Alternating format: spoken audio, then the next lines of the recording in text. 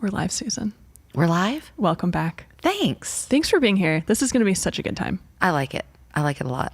I think it's fun and I think it's important. It is. Yeah. This is heart work. Heart work. A lot of the stuff I talk about does come from parenting as heart work, but I've also gleaned other things. Yes. And as I did it myself, I gleaned even more when I used it on my kids. Right. My little guinea pigs. Yeah. I know. A lot of Susan wisdom in this. So that's why I'm super excited. So we're continuing. This is not the first one. No. So if you have not watched the other ones, they're in the playlist. Right. This one, we the have playlist an intro and then we have the instruction routine. Right. And today I want to talk about your kid's heart. Okay. Let's do it. I don't have kids, but let's do it. Okay. Well, everybody has a kid. That's somewhere. True. I have a furry child. You do have a furry child. Great picture, by the way. Can we put it on here? Ooh, yeah. We should incorporate the little standing Gandhi. do the standing Gandhi. So the heart is where kids... Let me start that again. Okay. We don't want to take corrective measures just to change behaviors. We want to take corrective measures to change the heart. And do you know the heart is mentioned over 750 times in the Bible as a place where people process things, their hopes, their dreams, their desires. Kids do that. So we want to reach that part of your child. Children talk in their hearts. Their beliefs lead to their behaviors. So you may have a child that's, for instance, thinking, oh, chores are mom's work. I am at school all day. That's her job. And they really might believe that. And that's in their heart. So children meditate. What they meditate on affects how they behave. So we need to get stuff from the child's head to the child's heart, because they have an internal dialogue. We have an internal dialogue. Mm-hmm. And so we need to kind of remember that detective work I said. You've got to kind of find out what your child's internal dialogue is saying. You need to find out what your child needs to hear, and you need to say it 10 times more than you think they need to hear it. Mm-hmm. I love Dr. Phil. He says you have to have 1,000 attaboys to get rid of that one. You're an idiot. Mm-hmm. Yeah. Wow. Yeah. Because even for us, sometimes the bad stuff is easier to believe. Right. You know, but if you have a child, for instance, that's constantly, I'm just so stupid. I don't get my homework. I'm just so dumb. My sister's smarter than me.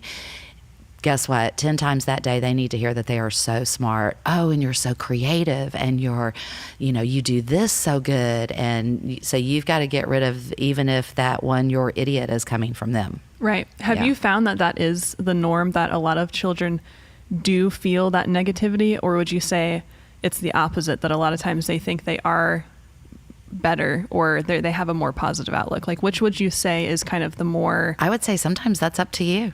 Okay. Yeah. So tell them, Mac would go, I know, Mom. And I'm like, I'm just so proud of you, buddy. You're, if I haven't told you today, you're just a great kid. And I know, Mom.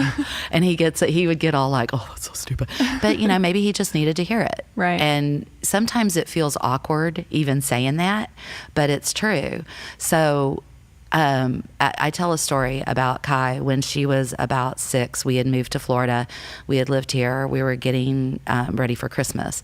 And I would do this big clean out, and just, get ready for the big new plastic infusion that was coming, from Santa. Right. And we went to Disney, and every ride we got off of, she said she needed to go to the bathroom. Can I go to the bathroom? Can I go to the bathroom? I'm like, you just went, Mm-hmm. Well, that ride wasn't even that long. You need to go again. Mm-hmm. And so we kept trying to locate the bathrooms in Disney and let her go. And then I thought, oh no, maybe she's getting a UTI. Mm. And then we got home and it wasn't that big a deal. I didn't notice anything. So I was like, okay, well, that wasn't a thing. Then we were going to Dallas for Christmas, and it was, I need to go to the restroom. Before we get on the plane. How long when we get up in the air before they turn off the seatbelt sign, can I go to the bathroom? And I'm like, okay, she definitely has a UTI. Yeah. And my dad's a physician, so when we got there, I had him test her, and he's like, no, she's fine. But everywhere we went, it was like that. So when we got home, I took her back to her doctor, and he came in and he said, nope, no UTI. And he's like, I'd like you to talk to somebody. And he hands me a card for his child psychologist. And he said, this could be the beginning of OCD. Ooh. And I'm like, oh, I wanted a pill. Yeah.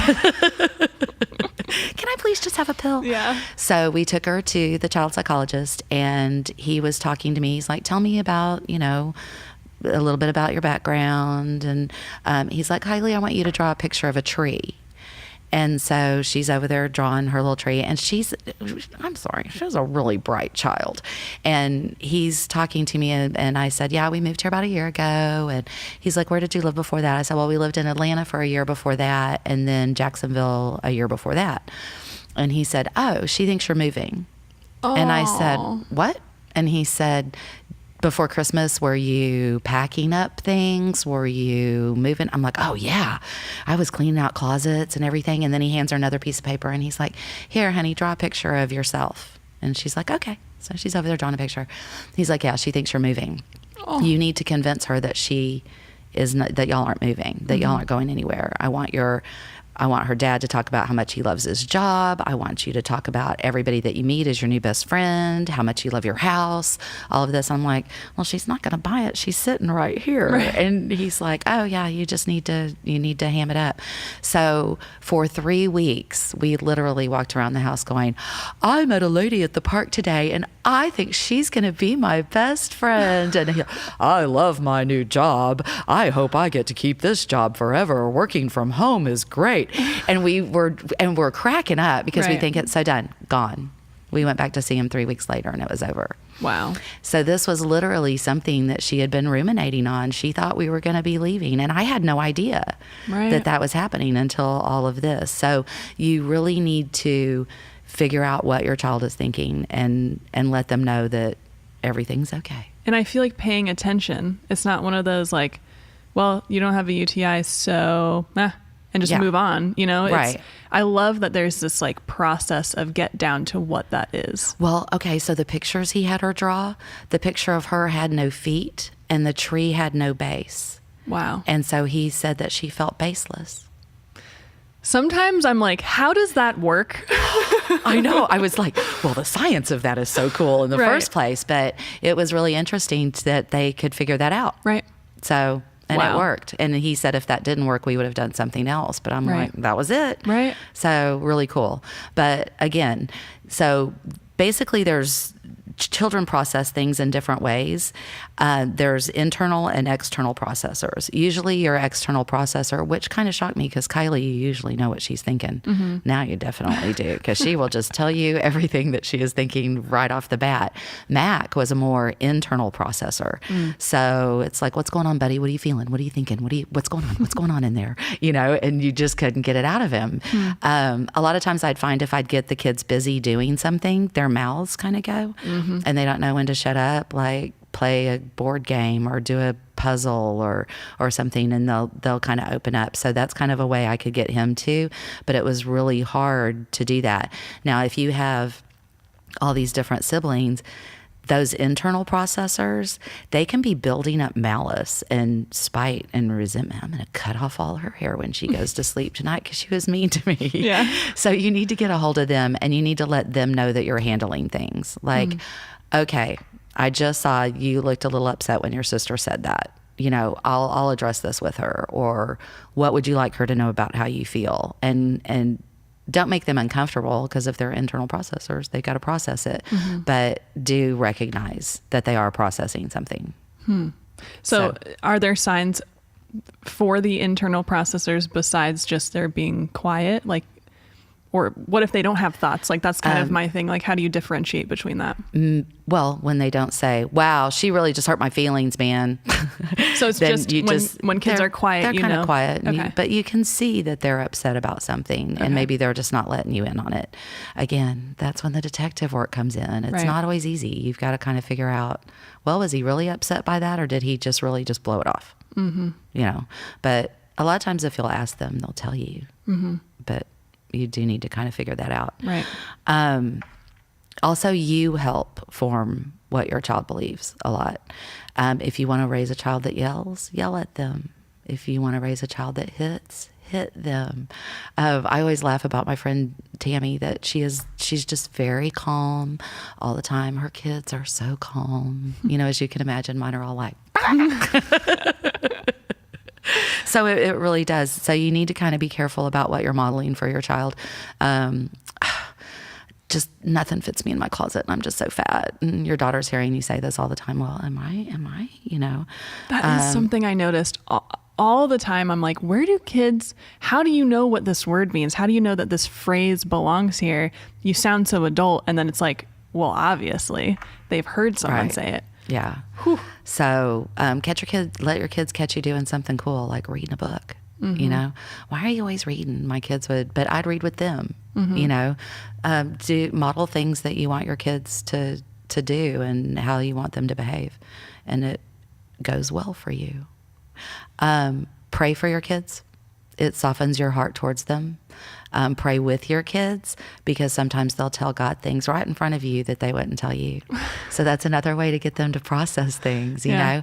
And also, if you pray at night, kind of before bed or whatever, especially with littles, you get a little insight into their day. Call that a heart check. How was your day? Did somebody hurt your feelings? How are you feeling about how things are going in school or with your sports team? Or kids will process a lot. A lot of times they'll just start telling you things just so they can stay up a little bit longer. Oh, yeah. That's cute. Can I have some water? I feel like that is something that it sounds like one of those things that you just see in movies that doesn't happen in real life. But having nieces and nephews, I'm like, yes, the water thing is definitely true. Can I have some water? I need to go to the bathroom. Anything to stay up for 5 more minutes. That's cute. And part of that would be talking to you. Mm-hmm. So that's always a good time to find out how their day went. Nice. Another thing that I think is really fascinating, and research actually shows that there are parents that have as difficult a time talking to their children about their faith as they do about sex. Really? Isn't that interesting? Yeah. Why? Yeah. I don't know. I personally was not raised in a household where people talked about their faith and their beliefs and all of that. So when it came time to talk to my kids about it, I didn't know how, really. Becky was a resource for me. I read books, the family devotion type things, I'd try every once in a while, but really it's a matter of things in real life and how you show your faith. And in the webcast I watched yesterday from Barna Research, and I am an old research nerd, by the way. I found it really fascinating that they talked about heirloom faith, that you pass your faith down to your children, but do your children believe that you really believe that? Or is it just something that is passed down? Right. So a lot of those kids will leave the church, go about their business, then they'll get married, have children, and then, oh, wait, we've got to give that heirloom to our kids. And a lot of that comes from not allowing your children to ask questions and to show their doubts. And I love what the guy said, that an examined faith, it is a resilient faith. And now our kids have access to podcasts and, like this, online stuff. And it's kind of a DIY faith. Well, I believe that, but I don't necessarily believe that. Right. And so if you open that dialogue with your kids, it just makes faith more real. So would you say having the dialogue, the end result would be find something that they, like, what is the most important part of that? Them believing something that you agree with, or them having something to believe in at all? I believe that with my kids, I wanted to give them Jesus. I wanted to give them an example of love. And God is not mad at you. God is not disappointed in you. God loves you unconditionally. And that's why I'm really glad I raised them at Suncoast too, because that's the message here. Right. And it wasn't just God just loves you. God loves everybody. And that's really important to teach your kids. He doesn't differentiate. It is unconditional. He could never love you any more or any less. And I think we need to parent how he does. That's how you should love your kids, is unconditionally. And so I think that's so important. And I think you modeling that, it does show that a lot of the studies show that people see their heavenly father as they see their earthly parents. And that's really important, I think, that they see that love and know that love is always there. Right. It gives them a hope and it gives them a comfort and a safety that I think is really important. But along that way, they may believe a little bit of this, and I don't really know, what'd Noah do? Stop in Australia and drop off the kangaroos, and then he went to China and dropped off the pandas. How did that work? Let them ask questions. Right. Let them, I don't know. Let's go ask somebody else. Right. Let's look it up. What does it say? Have you ever heard from parents that a lot of times their kids' interest in that kind of expands their own belief because they're now put into question? Okay, why is this? Why is that? Oh, Mac will send me stuff all the time for me to watch and like, ooh, what do you think of this? Or what do you think of that? And we'll talk about it. And it's important to be able to do that. But if you don't open up that dialogue on faith early with your kids, it's a lot harder to open it up later. Right. Does that make sense? Yeah. And I've also heard of some people who essentially keep whatever was passed down to them, so that heirloom, they kind of keep that even though they kind of do have questions and they want to explore, but they know it would break their parents' heart to know that they would have any sort of question. So if somebody were to find themselves, maybe they're watching this right now and they think, ooh, what if I'm doing that to my kid? What if I'm stalling their questions just because they don't want to upset me with the questions because I am somebody who has a firm faith or something like that. So what would you say to a parent like that who may be questioning themselves? How do you open up that kind of dialogue? Ask them. Okay. It's amazing how we are kind of hesitant. Maybe you're afraid of rejection. Maybe you're afraid of the time constraints that you have for that day. But, talk to your kids. Turn off the radio in the car. Have a little conversation. It's really important that you keep that dialogue. I'm going to talk a lot about that, about listening and talking to your kids, because I think that's pretty cool. So more about the heart. You need to focus on the heart, not just the immediate behavior. Use sorrow instead of anger when dealing with your kids. Sorrow kind of opens a window. Anger slams the door. The minute you're angry, your kids can shut down. But when you get angry, I love this. Anger is a smoke detector for the emotion behind it. So you need to see what that is. I think I said in the intro one about that when you grab your kid from running into the street and you're like, don't you ever do that again. That is pure fear.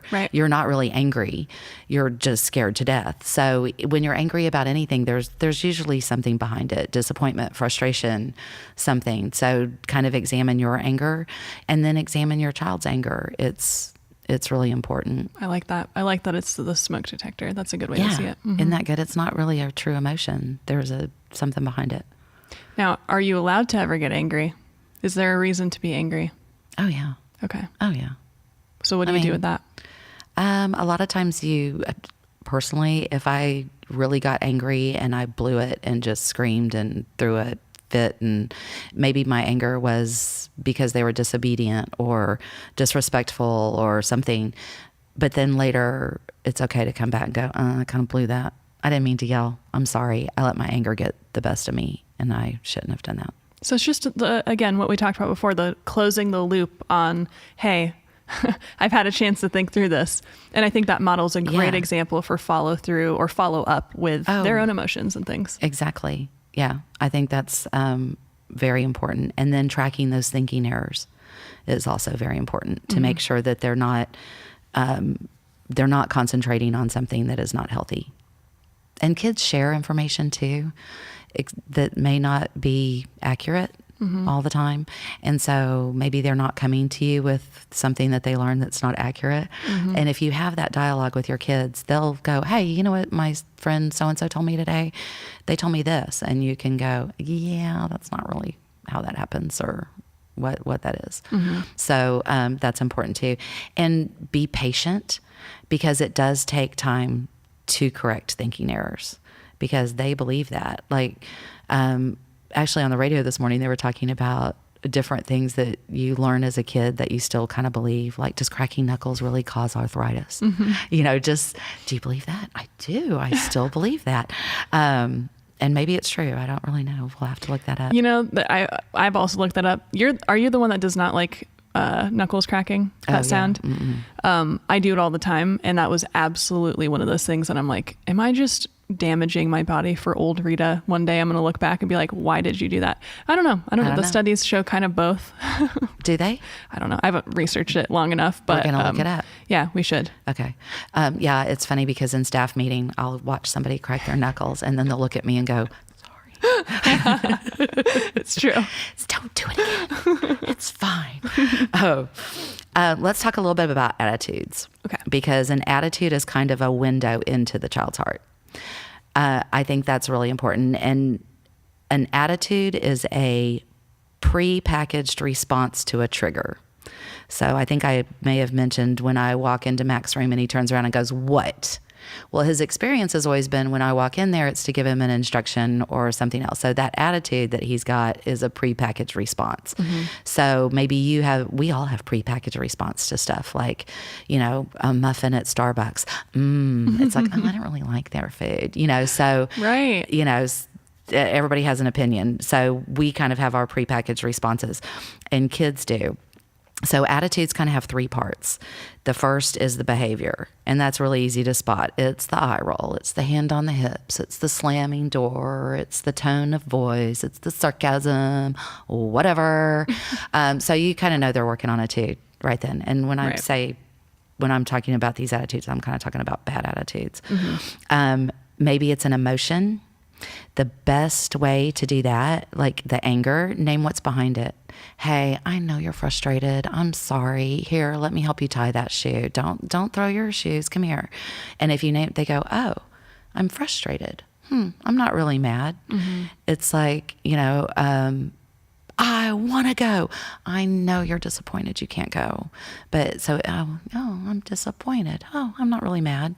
So if you name it, actually, it's really good with adults too. I was listening to a talk one time on jealousy and how that person got a new car.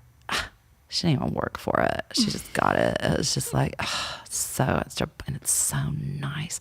I wish I had a nice car like that. She doesn't even deserve it. And you start building up this own malice in your own heart. But if you were to walk up to her and go, "Dude, I love your car. Oh my gosh, I wish I could have one of that." It just goes, poosh. Mm-hmm. It just dispels it. And so for kids, it's the same way. And they may not know what it is that they're feeling. They may not know they're jealous or that they're frustrated. And so if you name it for them, it really helps. Right. The other one is those famous thinking errors. If you don't know what's behind that anger or that thought, and you can't correct it. So once again, get out your I'm serious. I took notes. I would why is he always frustrated this time of day? Or why is she acting like that? Mm-hmm. Oh, I didn't sit and listen to her story. Kylie was a canary. And if you didn't sit and listen to her tales of the day, she would get frustrated because she needed that quality time with you to feel good. So she doesn't care because I didn't sit and think about it. So it does. It almost just keeps coming back to that detective work. Like you just have to, you want to go down to below whatever's happening at the surface. Like that sounds like extra work, but it's kind of like, wouldn't you rather solve the problem by doing that a little bit more? And if you want the behavior changes, you got to have the heart changes. Right. I mean, you can change the behavior instantly with that smack on the butt. Don't do it again. But to really change the heart and make sure those same behaviors don't come up again and again, you've got to do some things. So there's some proactive things you can do. Ooh, what are those? Those are evaluate the influences of your child. Ooh. Okay, so yeah. It's really interesting. So a long time ago, Zach and Cody, was that of your era? It should have. I didn't watch TV when I was younger. Yeah. But okay, so all of the adults on that show were complete idiots. Yeah. So as soon as that show was over, my children acted like I couldn't put two steps together. Ooh. And I'm like, you couldn't put all that over on me, right? I will tell you right now. It's like, no, that was, or I'd watch it with them and go, oh no, you couldn't get away with that, right? So maybe it's a TV show. Kylie had a really good friend who was well-to-do, and her dad worked a lot, and every once in a while he would take her to purchase whatever she wanted, and it was great. And Kylie would come back from her house with a galloping case of gimmies. Mm-hmm. I want this, and I want this, and I want this, and I want this. And sometimes it's as easy as calling it out. It's like, Kylie, every time you come home from her house, you are, I want this, and this demandingness and this. No. What, do you realize you do that? And she's like, no. Mm-hmm. And so the next time she comes home and she's like, you know what I've really got to get? And I'm looking at her and she goes, oh, I do that. So sometimes it's just as easy as just, calling it out. Right. This is something that happens, when this is happening. The other thing is to just teach children about emotions and how to have correct responses to those emotions. As children develop, they'll get that. But, slapping your brother because you're angry is not a good emotion. That's not how we do that. Talk about it. Talk to your kids. Talk to your kids. This is great. Don't go over and smack him because he just smacked his brother. It's probably not going to be a good lesson, but really talk about it. Like, why did you do this? And we'll talk about correction things in a little bit, but just teaching your kids role play. I will probably say that word 100 times in the correction routine, because role play with your kids. What's the right way? Tell them what the right way is. Show them what the right response is to that emotion. And then again, address those thinking errors either directly or through creativity or through experience, but you don't necessarily have to lecture them. You're thinking this because, as well as being a detective, you got to learn how to get creative, especially when it comes to discipline and things with your kids. And they appreciate it. They really do. Some just easy corrective solutions are to confront directly, make an observation, consider your timing, just like in the direction routine. You want to do that in your correction routine. And we need to look at our attitudes too. And I'll talk about all of those things a little bit more as we talk about a correction routine. So that all sounds great. So you want to connect with your child's heart. How do you do it? I am a very practical. So a lot of the things that I pulled from Parenting is Heart Work is the practical things. Connect with your child's heart. Okay, what do I say? What do I do? Right. I want to know exactly what to do. And I thought they were really good at talking about those things. Once you have a relationship with your child, they want to please you. It opens up dialogue. They want to do good for you. They want to do what you ask them to do. They want to please you.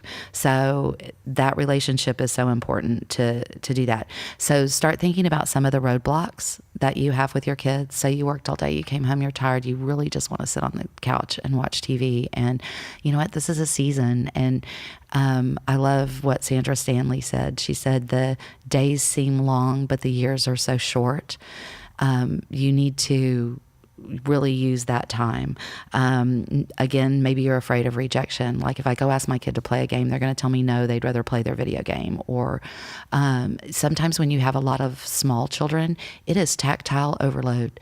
Somebody is sitting on you, touching you, petting you, just something all day. It's like, stop. Your cat comes by and you're just like, no, sorry, forget it. I can't even pet you right now. So just kind of find out what your roadblocks are, because connecting emotionally with your kids take work. Again, find out what their love language is. That's a wonderful book. For Kylie, it was just listening to her day, so just find out what really matters to your kid. Mac would do a back scratch. He, in college, I went to go visit him and he literally laid across my lap and went, "Can I have a scratch?" And I mean, all his roommates are around and they're like, "Oh, interesting." But yeah, so just kind of figure it out. Here is the big one. You have to listen to the dream. You have to listen the whole dream. Honey, you weren't even asleep that long. How could it have been that long? You have to listen to the level on the video game. And then you go into that hallway and you no. And you're just, but you have to listen to it, because one day they're going to need to tell you stuff. Right. And if you shut them down on the little stuff, they're not going to tell you the big stuff. And again, don't freak out. The mom has her hair on fire running around in your brain, but your face is calm. Oh, tell me more. So whether it's good or bad, try not to freak out, because then they don't know when to shut up. Right. And you have to listen to all of it. Listen to Kylie's day. Oh, and she walked down the hall and she said this, and then I said this, and then she said this, and I said this. But you need to hear the whole story. So that they'll open up to you later. And that's probably huge. Now, just some other ways. I love it. They did it in a little thing that spells heart. Ooh. Ways to connect with your kids. Nice. So H is have fun, play games, go places, create memories. Once upon a time, there was a video, and I think you can still find it on YouTube. They asked kids what they wanted from Santa for Christmas, and the whole video, shows, oh, I want this doll and this bike and this thing. And they said, what do you want from your parents for Christmas? And I want my dad to take me to the park. I want my mom to play a game with me. So what they really activity-based. What they really wanted to do is spend time with you. They didn't care about the toys. Wow. Yeah. Wow, that's pretty eye-opening. It is. So you can find that on YouTube somewhere. I don't know what it's called exactly, but I was like, yes, that's what we're talking about. Eat together. We used to do a thing whenever we could catch everybody, make it happen once a week, make it happen twice a week. When they're little, you can make it happen every night. But kind of our thing at the dinner table was high, low. What was your high today? What was your low today? That also is a time that is kind of a rhythm in your family. So it's a good time to connect. So maybe you're running around trying to get some stuff done because you just walked in. The house needs maybe some straightening up. You're starting dinner. Your child comes up and wants to tell you this whole thing. Oh, that's awesome. Bring that to dinner. And then it's a time that everybody can sit. You can actually concentrate on what they're saying. You can talk about your day and share. So eat together. It's really important. A is arrange activities. I love it. When we used to go down to Key West every year, we had a friend that let us stay in her house. And we would do service projects. Like at night, we would paint the buoys that were out on the thing. And again, when your kids' hands are busy, they're opening up and talking to you, and you're not sitting in front of the TV. I bring your kid to a Suncoast sort day. I don't care how old they are. We'll have them sort toys. We'll have them put books in a pile. Whatever age they are, teaching them to serve is so important young. And that's why I love that they require community service hours in high school, because I think it's really important that you give back, and it's accepting the responsibility, like we talk about in our core values, and bringing something to the table. So it was great that she let us go down there and stay in her house. The least we could do is like paint some buoys. Right. And then of course she would give them chores too. Kylie had to feed the cat. Mac had to pull some weeds or take the limes off the key lime tree. Nice. So and they enjoyed doing it. So just arrange activities. R is remember good times. Talk about them, look at pictures, relate funny stories, talk about the old pet that you used to have. Make them know that they're a part of things. They're a part of the story. I have a friend whose daughter is tell me about the day I was born. Tell me about that vacation that we went on. She loves to feel that connection. So she is constantly asking questions about, tell me about the time. And that's really cute. It does. It makes them connect. And then T is talk and listen, not critical listening. Share about your life and your traditions. When I was little, my dad used to tell us stories about, when I was a little girl. You weren't a little girl. But it's neat to hear what you did as a kid and share it with them. So there is actually a book that I recommend. I think it's on my resource page, and it's Talk So Kids Will Listen, and Listen So Kids Will Talk. That's great. It's kind of daunting as you pick it up. It's big, but it's all these cartoons and stuff, and it's really easy. It's an easy read, and it just makes so much sense. You go, oh yeah, that's what you should do. Now this works for like an adult with a relationship with a child. Like this isn't just straight up parents. Like if you're an aunt or a sibling or something, like you could still gain a lot of education for a lot of the stuff. Oh, definitely. And you know what? We need to concentrate on what households are now. Households may be same-sex parents. They may be an aunt raising the niece or nephew. It could be a grandmother raising the kids. So we need to be sensitive to what families are. So when I say parenting, you may not be the biological parents, but you're parenting these kids. So all of this works. I think in one of the correction routines, I talk about how Stacy's been through my class a couple of times. So if I have to call down her kids in the grand hall, it's just like this. They know it, and we're good, you know? So Aunt Sue can kind of get on you in the grand hall sometimes. Right. Yeah. So it does. It works for everybody. And teach your kids the grateful principle. I'll talk a lot about that in the Teaching Children to Accept No as an Answer. But I think that's an important thing. And then avoid the overindulgence trap. I think you'd be surprised what kids would want from Santa and what they'd want from you. Mm-hmm. You know, don't give them more than they can handle. Make sure that it's age appropriate for them. I love that. Yeah, that's really good. So connect to your kid's heart. It's important. The heart is an important part of your child, not just their brain, Right. but connect with that too. Perfect. Yeah. So this one's over? This one's over. Beautiful. All right. How'd we do? Great. Okay. Yay. All right. Well, see you in the next one. All right. Thank you. Yeah.